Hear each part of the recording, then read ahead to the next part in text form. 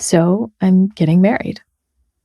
Find out all about my wedding in this episode, where I also talk about authentic relating, releasing dependencies, codependencies, attachments, no strings attached relationships, sexuality, sensuality, falling off log piles while on a jump on my mountain bike, deep wounds. This is what this podcast episode is all about, so tune in if you dare. The Embody podcast accompanies you on your journey of remembering and embodying your true nature, integration and alignment with your vibrational clarity, self-love, and living a life of beauty and wholeness. It's a menu of transformative healing tools, experientials, meditations, and practices from a blend of family constellations, somatic therapies, and holistic and spiritual practices, sprinkled with vulnerable conversations with people who have the courage to be themselves, Alive Now episodes with updates on my personal process, and Reverie episodes that are spiritual succulents that honor, reveal, hug, shake, or stir you into love. I'm your host, Candice Wu, integrative and intuitive healing facilitator and artist. Guess what? I am getting married. Yes, I pulled the wedding card from my angel deck, Doreen Virtue, daily guidance from your angels, oracle cards. I've had this deck for a long time, and I don't totally love it that much anymore, but this was the only deck that was available in my space just recently after this date that I had. And this is not your regular date. Let's see how I can describe this later. But I get this wedding card afterwards because I was like, I would like some information about this relationship. And here it says, wedding, a marriage is a union of two souls joined in love, mutual respect, and commitment. It signifies a desire to deepen love over time. And your wedding day is a testament to your well-founded faith in love's power. Continually breathe life into that faith and love, dearest one. Oh, and I also got heart chakra. Love is the heart of the matter, and your heart is a center within your physical being, attuned most to love. It's safe for you to love and be loved with an open heart as we stand by with perfect protection and guidance. When I got these two cards, I was like, oh my gosh. And then I was like, oh man, like why did I have to get these cards? And I think as I explain where I'm coming from, it will make more sense. One is that I didn't particularly begin this relationship with this person with any end goal or sight of wedding. And yet there's a part of me that wishes for that and wants that in my life somewhere. So I am polyamorous, or at least in the last couple of years, I've felt like open relationships make more sense to me. And there's room in my heart for all the people I do love. And I'm not going to just cut certain relationships off in their trajectory in order to make something monogamous. And I've also felt like sometimes I've just chosen monogamy because it was the only normative way, or it was the way that I grew up understanding was how relationships were constructed. And it also showed me how I had different dependencies on that someone liking someone else was like a threat to them loving me, or if they had any attraction or any even thought of it, my whole paradigm was that would be a threat to what we had. And it's not how I view it now. I just view it as everyone having a place in your life that is already there and acknowledging what is already there. And sure, we could make choices that could end certain relationships to open new ones in a certain way. And there's nothing wrong with that. And that's good if you want that. I have just found that that's not exactly what I wanted. And so here I am. I was in some version of a 8 to 10-year loving relationship with someone long distance.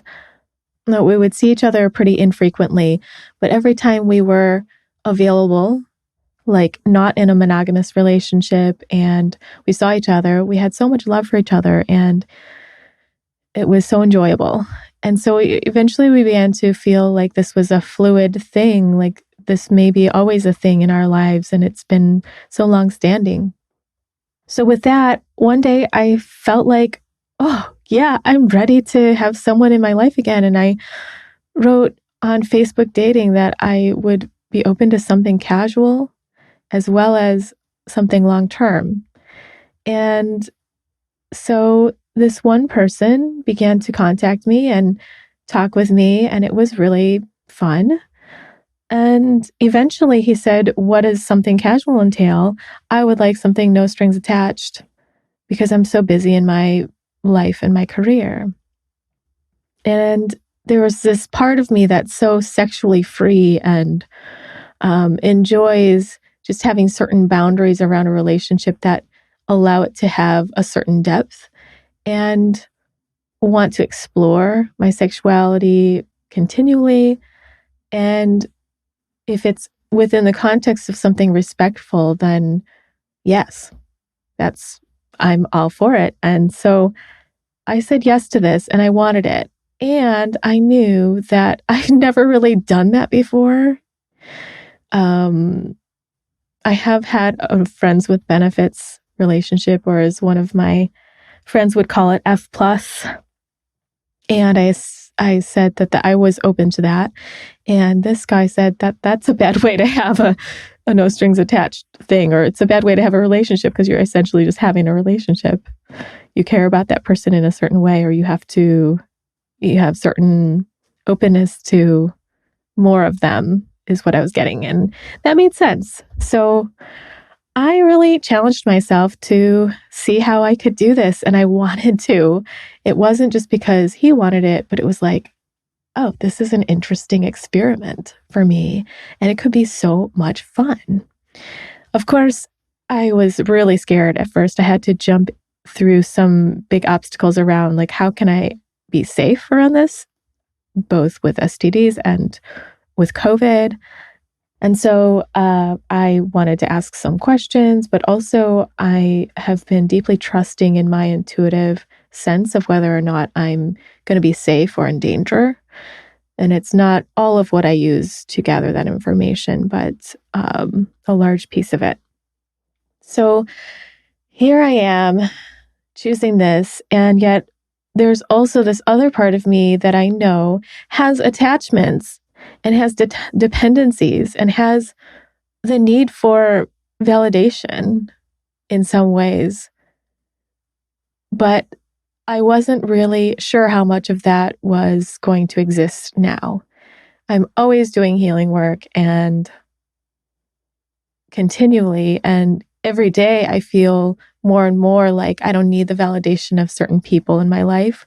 I don't need the validation of people outside of me, and I'm giving that to myself. It's quite nice when I get it. It's just that I have cleared some of the dependency that I need that in order to feel okay, or I need that in order to be worthy, to be loved, to be valued. And I found a deeper sense of my own worth and value inside. So I thought this would be just such a wonderful test or experiment or exploration, whatever you want to call it. It wasn't supposed to really test me in that certain way, but I really wanted to see where I was at. The first experience was great. And I had a few red flags coming in, or thoughts of like concern.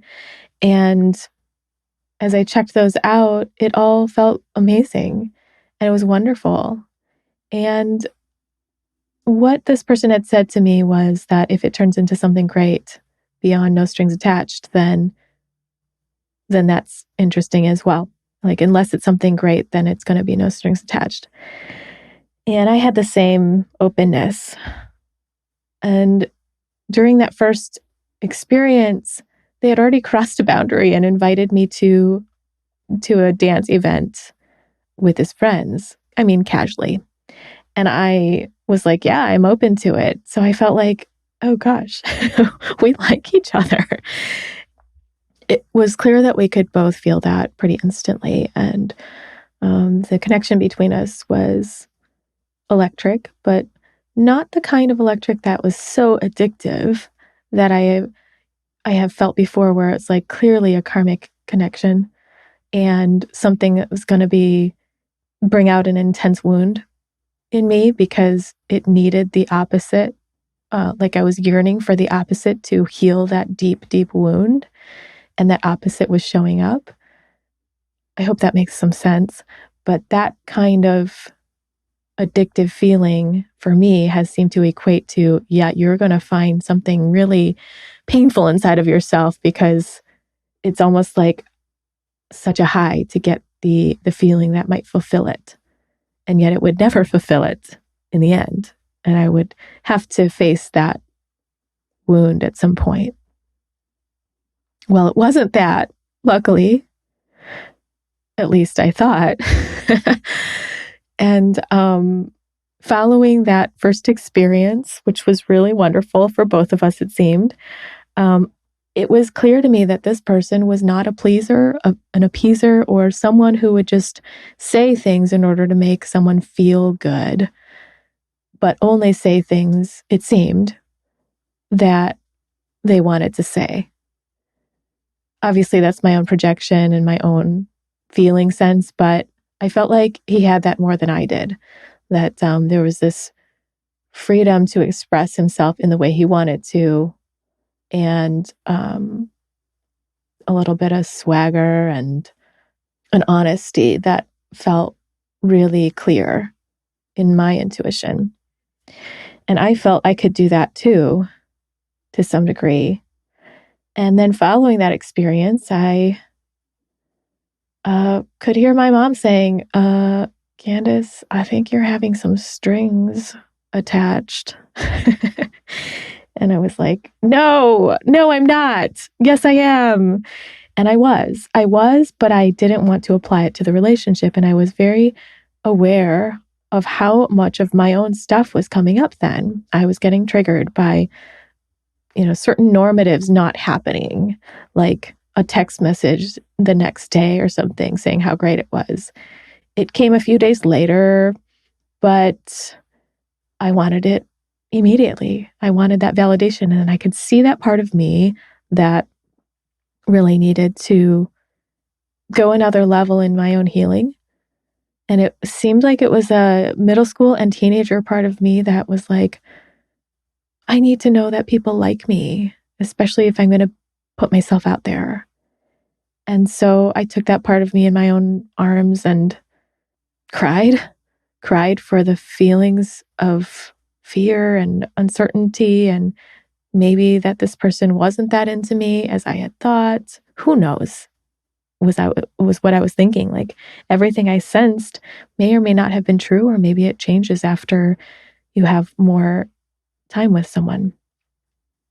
So that happened, and I cleared some pieces of my own wounding of young life where I really needed my parents to be more validating of me. And coming from a Chinese family, words of validation and affirmation are not part of our language set. It comes in food. You want some food? Are you hungry? And did you eat?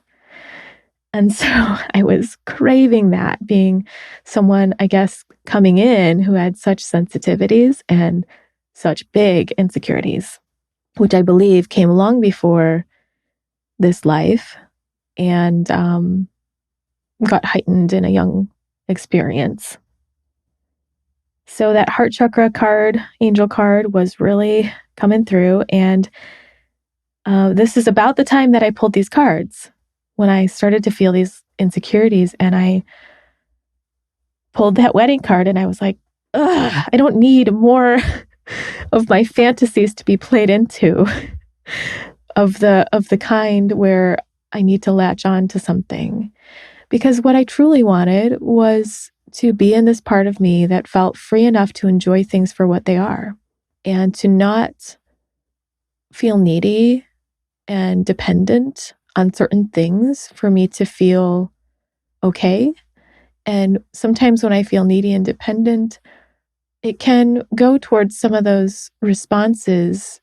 Like if I do share those things, it can be a version of my managing and control in the relationship, like that I want certain things from someone or I'm requesting them. And it doesn't always have to go there, but I was clear I didn't want to do that. And I could just see that I could trust that there was some level of interest between us. And even if there weren't, that I wanted to be able to feel and be with what was there too, with that. It was also clear to me that when I got the wedding card, that maybe this meant a marriage of my own soul, of parts of me with myself, and a deeper, more whole unification with myself. And it was what was happening. I mean, I surely didn't think that this guy wanted to marry me. And yet I had this tiny little hope that maybe there would be something later. But I didn't want to be experiencing and being with that hope, because it feels like being in the past or the future and not present with what is now, and being free to surrender to the moment of what I feel in this present experience. And I wanted to let that go. She's too hot to handle.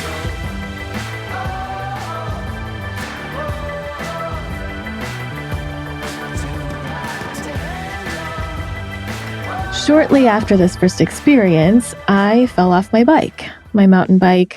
It was a minor fall. I snagged a gnarly tree root with my back tire, trying to avoid it with my front tire. Well, trying to avoid it with both tires and missing on the back, and it threw me off my bike. That wasn't so bad, but 3 days later, I did something else. I was a bit more cautious with the tree roots, but this time I would see these log piles on the trail, and I have jumped log piles before, but not bigger ones.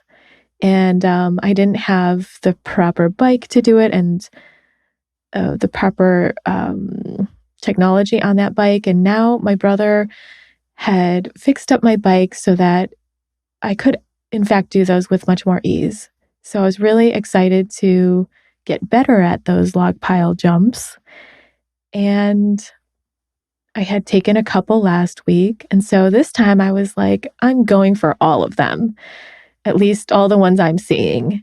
And I gained confidence. I was getting them and it was fun. And I was landing them and just feeling a bit of a high off of those. And then here I see this last jump.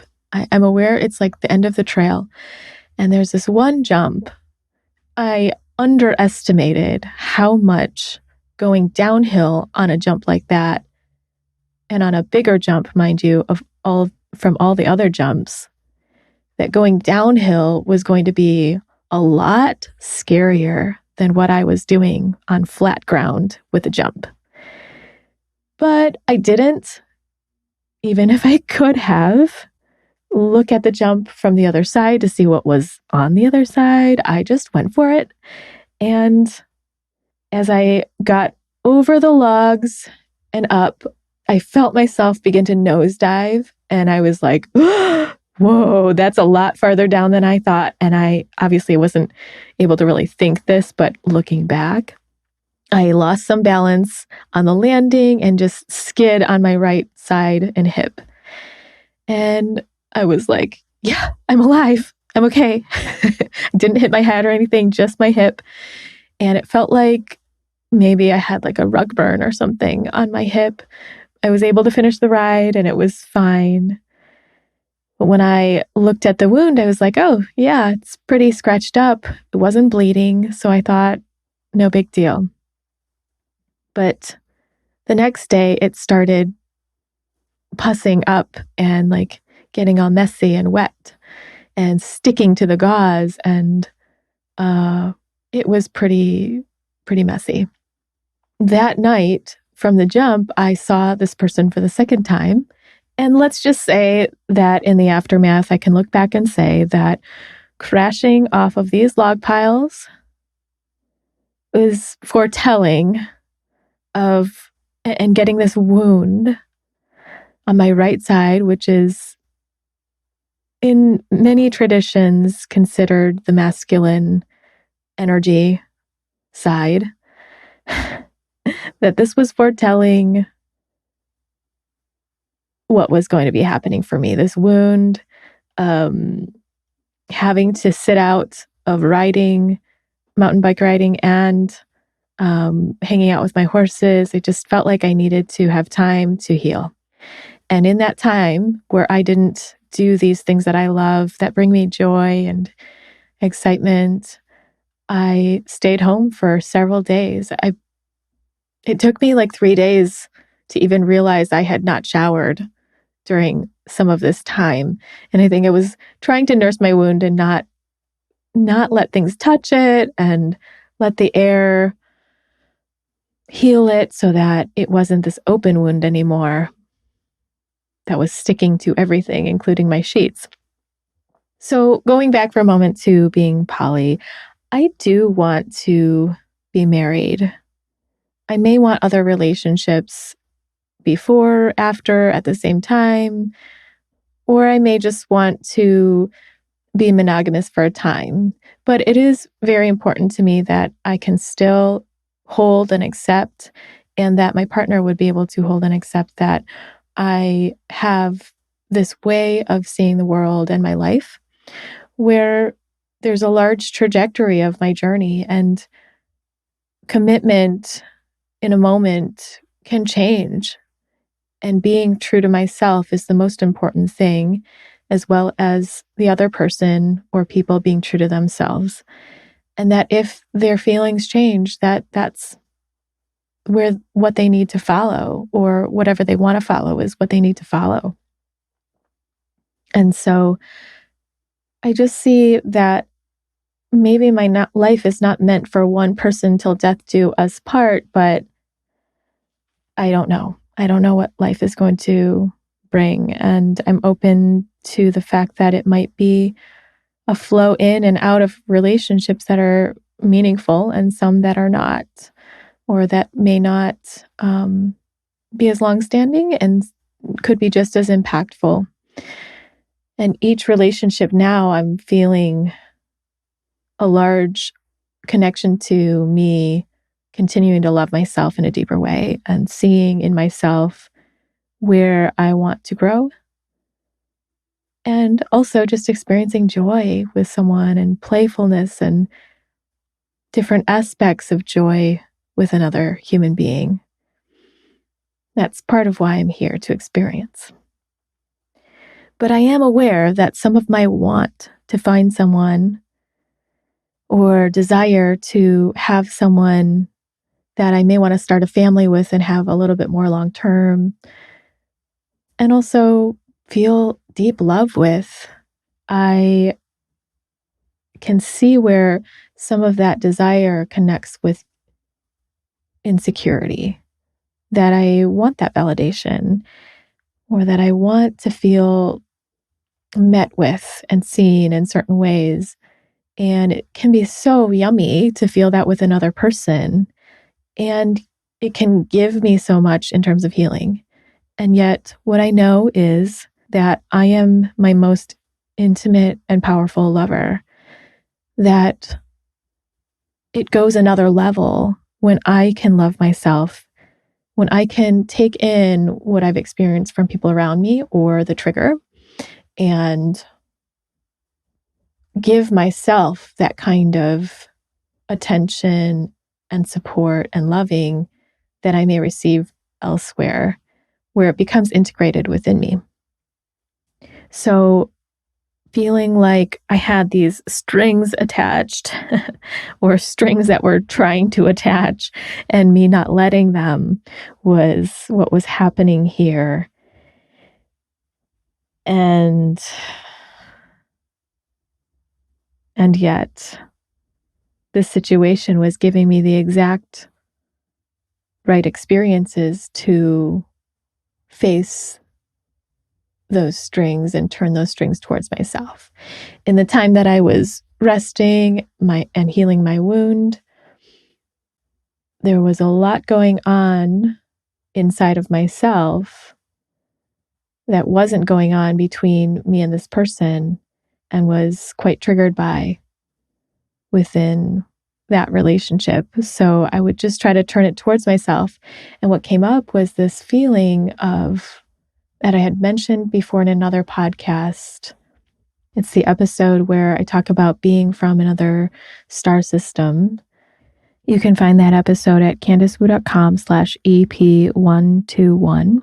It's belonging to the stars and remembering who I am. It was where I realized to more depth that I'm from a star nation that is not this one. And I had left this lover and this family, or whatever you would call it in that other dimension. But there's a sense of a being that I was so deeply bonded with. And my healer, Charmaine, had reminded me that there is this idea that sometimes we have a lover from another dimension or time space reality, however we might define that will never live a human lifetime with you. And there's this yearning for that person. And maybe they also anchor energy from this other dimension if you need it.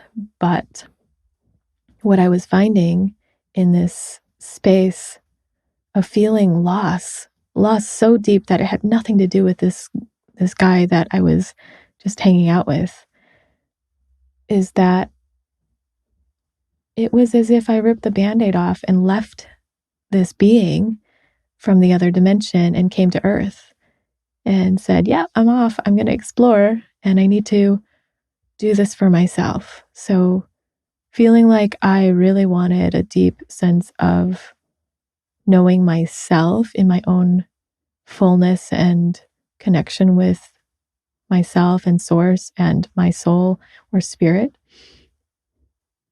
and not anchoring to someone else, not needing that at this point.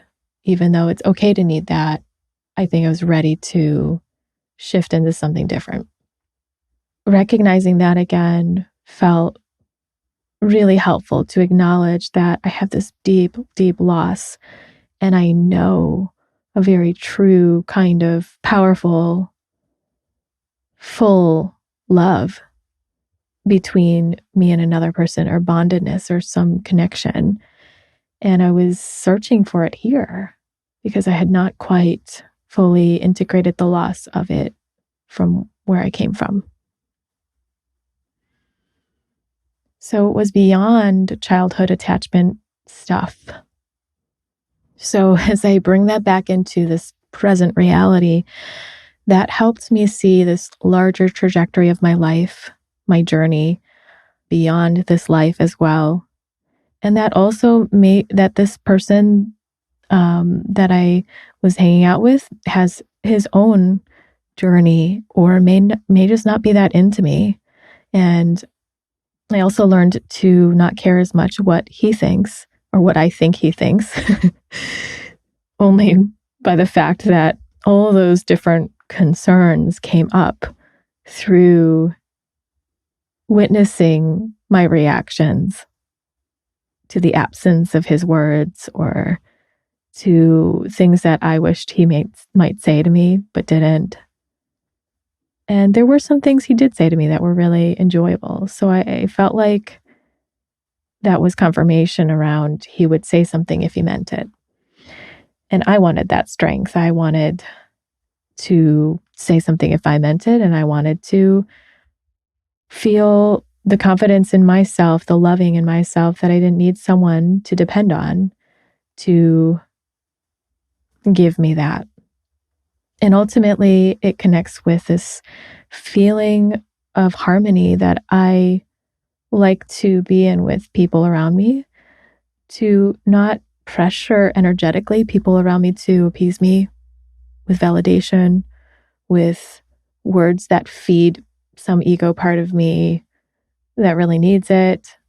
I really wish for authentic relating, which is really what this whole podcast is about for me, is how do I find authentic relating with myself and with other people, and not follow these normatives of dating perhaps, or normatives of whatever is there, but to trust the energy that I'm sensing that underlies the connection, to look deeper, to not use certain things someone says or doesn't say and ascribe all this meaning to it. It means this because they didn't say that, or it means this because they said that. Just releasing all that, not going with that to lead how I interact with people, but sensing what I feel compelled to do and what's right for me to do, what feels in me aligned, and doing that, no matter what the normative might say, like don't text someone and you should wait for them to text you, all that stuff, especially being a woman. There's a time and place for that, but I wanted to exercise this more freedom of my own expression and letting that have its wild life.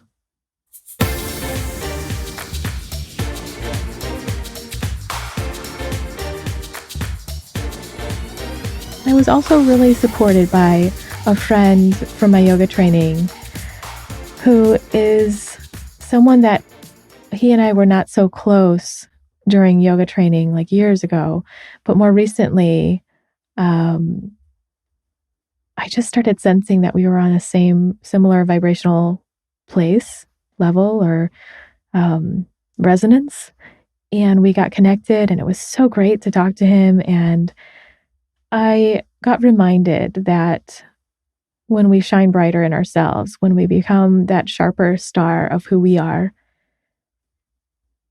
that it can be triggering for people around us. They may judge us. Their own judgments of themselves may come forward and be placed on you, or it may just cause that person to close up or turn away, and that's an okay thing as well, is what's happening, and it may be the next step for everybody. So again, I was just seeing this sort of harmony of everyone's trajectories being where they are and with what they may need, and that we're always dancing in and out of vibrational alignment with each other. And that's an important thing, because we're exploring here. We're exploring many parts of ourselves, many different experiences, ways of being. So thank you to this friend. And I continue to feel the larger trajectory of my life, and I'm far less triggered by this situation or connection with this man. I feel much more centered in my own energy, and I also did a couple of energetic practices to draw back my own energy and give back his. There's one practice that I offered in the boundary episode, the episode on energetic boundaries. One of the experientials is something that I did here to collect back my energy and return back his, or let it magnetize back. If you're interested in that, it can be used for intimate relationships, friendships, colleagues, symbols in your life, like objects, entities. You can find that at CandiceWoo.com/energetic boundaries.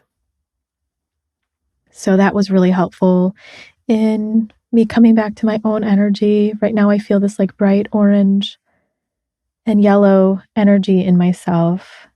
And I ordered some crash pads, so to say, for my mountain biking. I got some cool elbow and knee pads that upon impact, they harden. So my elbows and knees didn't really get that hurt, but what I do want are these shorts that have hip pads and a tailbone pad. And unfortunately, they're out of stock at the moment, probably due to COVID reasons. But many people are out in nature more so than before, it seems. So I'll have a little more protection and another layer of supporting myself here, marriage with myself. And definitely love was at the heart of the matter for me, coming back to the cards that I pulled from before. And I've let go a lot with this person, and who knows what it will be. And maybe it will be nothing, because I actually haven't heard much from him in a little couple of days. And even with a fun and sexy invitation from me, crickets. So I'm not as triggered as I would have been a couple of days and even a week ago. I can laugh about it now, thank goodness. And this wound on my leg is, where it gets itchy because like new skin is growing. It's healing. It's a lot smaller than before. And I may even go mountain biking today or tomorrow, but I'll definitely go see the horses.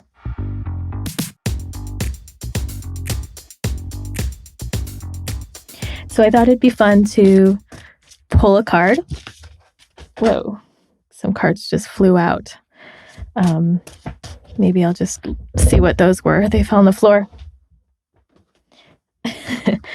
Well, okay. I got reward yourself. You've been giving a lot of yourself lately, and it's time for you to receive. Make the time to reward yourself in a meaningful way. And this balance of giving and receiving is essential to keeping your energy, mood, and motivation at a consistently high level. It's true. I mean, I feel like I have done so much emotional work in the last week and a half. It has been grueling and deep and utterly painful. I felt so much existential loss. The kind of loss that's like just way beyond anything I could feel. And I moved through it, it just felt like a lot. So yeah, I do feel like I need to reward myself and honor myself for the work I've done emotionally, the labor. And I was chuckling because the second card I got is new partner. And it's really beautiful. It's actually a picture of like a Pegasus horse, like a white horse with wings, so pretty. And this angel with wings, with the same matching wings and dress in the clouds. This encounter. So I'm open to what that might mean. New partner, that sounds good to me. A chance meeting is no mistake. It is divinely orchestrated as a catalyst to set the wheels in motion for the fruition of your prayers. Pay careful attention to new people we send into your life. You will recognize them by your sense of familiarity, comfort, and safety. I can feel that. I've been ready for new relationships in this last month.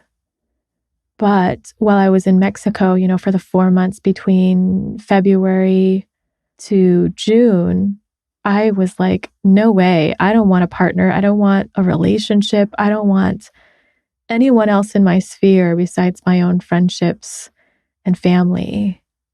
And it was such a difference to feel like, ooh, this little spark of desiring to meet new partners, to meet new people that I would date. And we'll see what this brings. Because when I agreed to no strings attached, I also, when I got honest with myself, even though parts of me wished for more, the more present and adult part of me was like, no, you don't really want a relationship.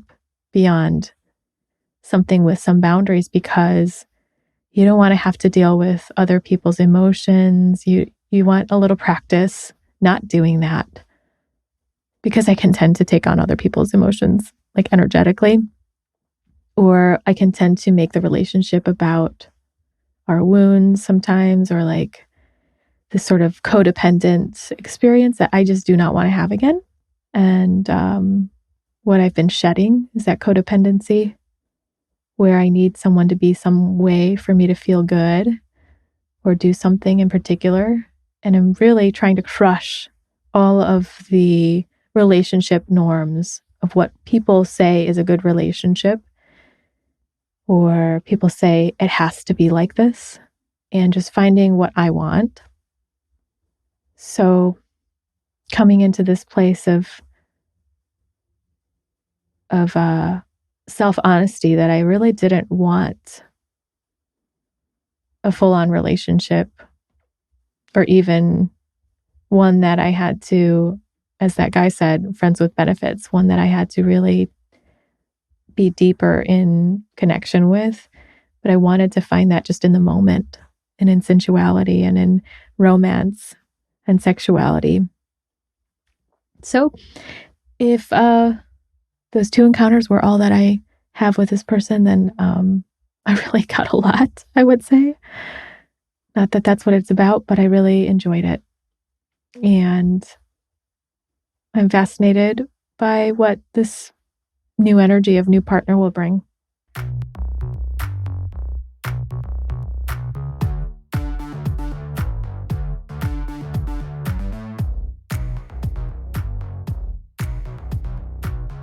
And I have a few notes as a sidebar. And in the aftermath of doing this whole podcast, is that this person that I was talking about, that I'm currently experiencing things with, texted me like about an hour later.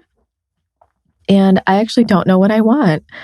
But I'm going to stay in the moment and do what is true to me, what I feel like doing, and not come into some sort of like righteousness of how we should be acting or play games and things like that.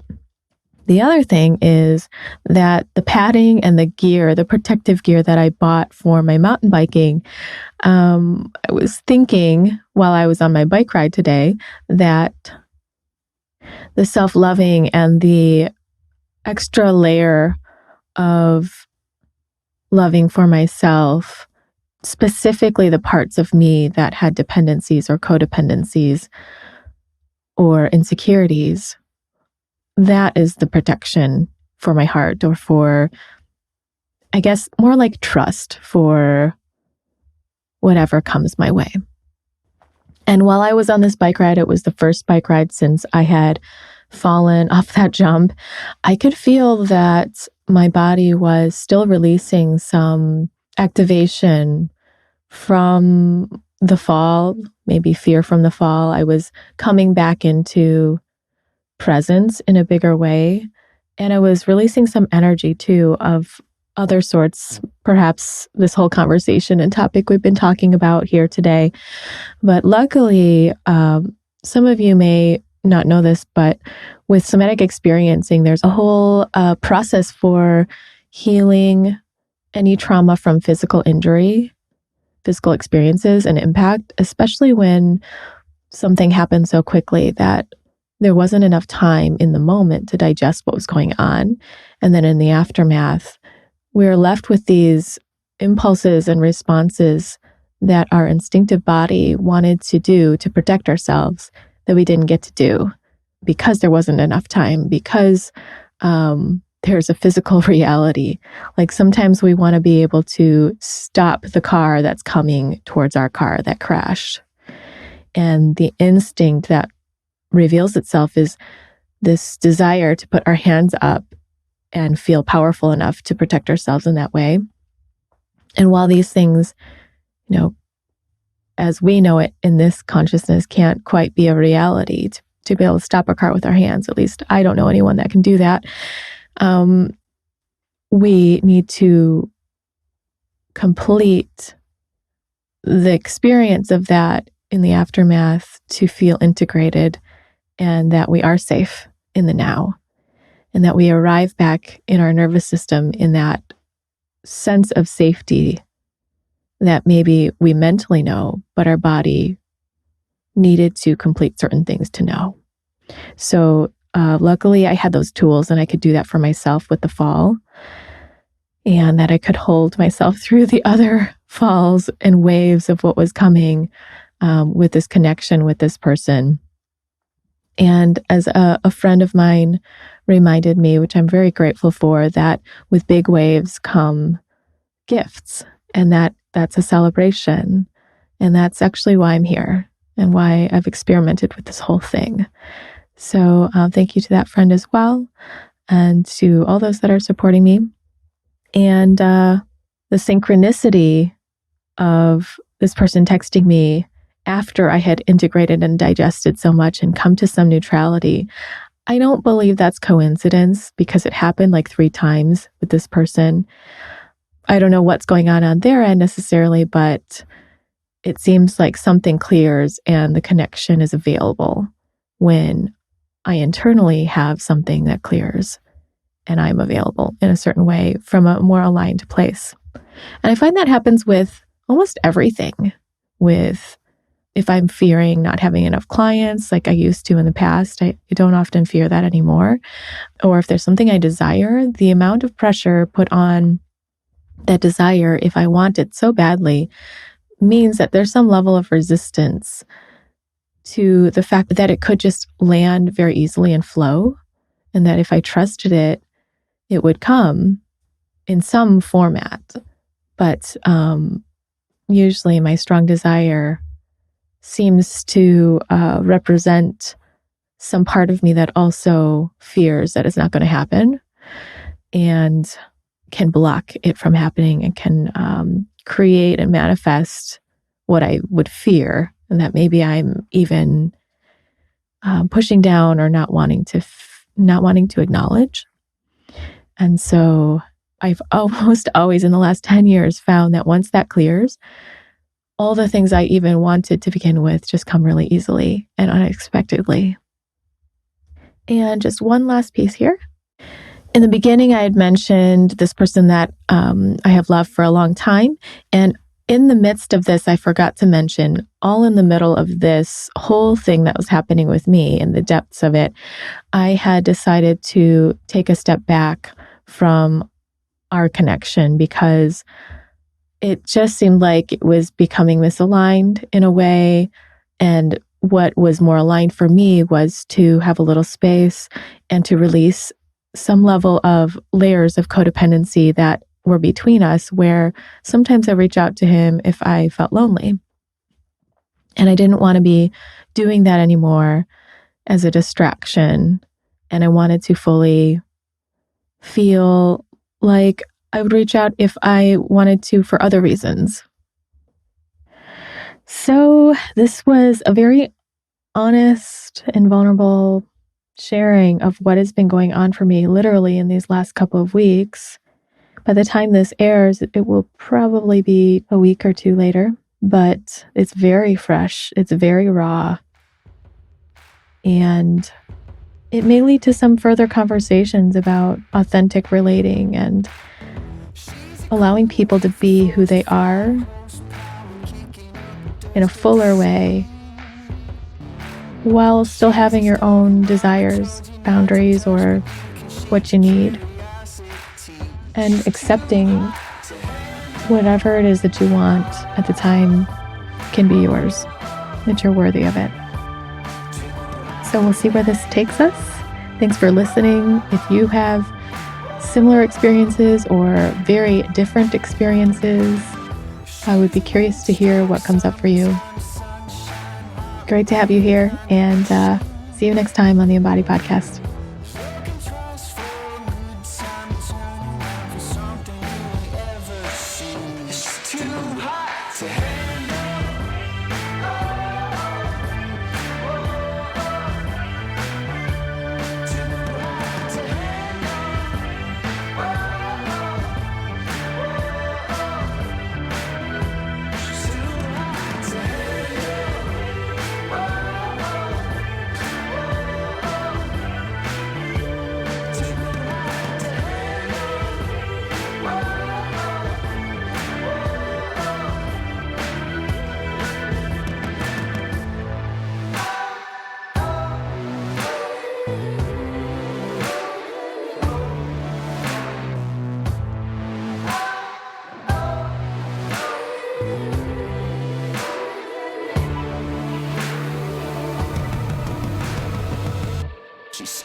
hot to handle.